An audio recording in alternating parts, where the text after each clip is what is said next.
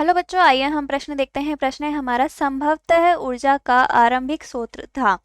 पहला विकल्प है कार्बन डाइऑक्साइड, दूसरा है क्लोरोफिल, तीसरा है हरे पौधे और चौथा है यूवी किरणें व बिजली। इसके लिए सबसे पहले हम देख लेते हैं मुख्य अवधारणा।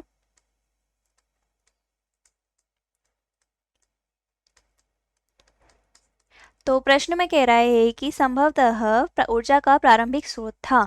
आरंभिक स्रोत यानी कि यह उस समय की बात हो रही है जब पृथ्वी का निर्माण हुआ था, या फिर हम कह सकते हैं जब पृथ्वी पर जीवन की उत्पत्ति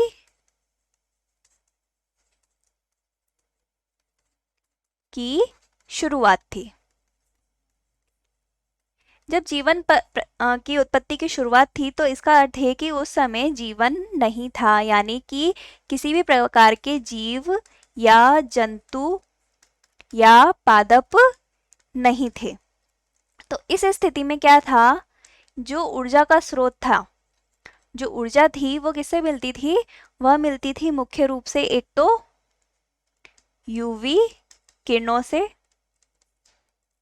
दूसरा अंतरायनिक